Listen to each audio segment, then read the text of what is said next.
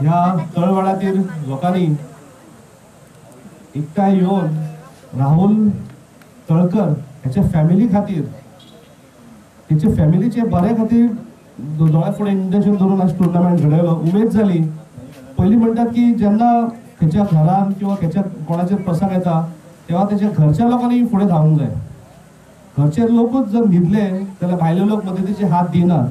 So हांव श्री जे sports clubs आसा आजोबा तेच्या क्लबानूच नांवानूच वजनदार आहा। सो ते हात खंय घालतले ते यशस्वी जातले। सो हांव एक ह्या मानसी वयल्यान आनी एक घोशणा करूंक सोदता की म्हाजो जे ह्या टुर्नामेंटाक स्पॉन्सर आसा ते आसात, प्लस म्हाज्या कडल्यान म्हाज्या फॅमिली कडल्यान 50,000 हांव फॅमिलीक दिवपाची जाहीर करता।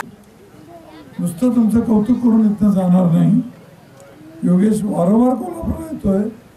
योगेश तुम्हाला सांगेल, आम्ही आमच्या परीनं कोल्हापूरवासियांच्या वतीनं राहुलच्या कुटुंबियांना आकडा जाहीर न करता तुम्हाला आनंद वाटेल इतकी मदत केल्याशिवाय राहणार नाही हे मी तुम्हाला अभिवचन देतो।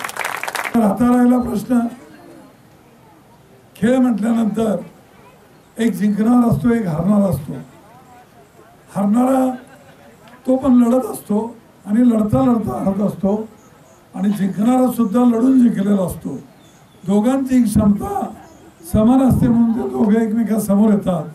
त्यामुळं जिंकलेल्या संघाच्या अभिनंदनाबरोबरच त्याला जिंकायला संधी देणारे त्यांचे रनर्सअप असणारे उपविजेते त्यांचे मी तितकंच अभिनंदन करू इच्छितो। आपल्या परिणामाचं तुम्हाला बक्षीस मिळणार आहे। या बक्षिसातलं 20,000 रुपये स्वर्गवासी राहुल केरकर यांच्या चिरंजीवाच्या हस्ते तुम्ही प्रदान केले।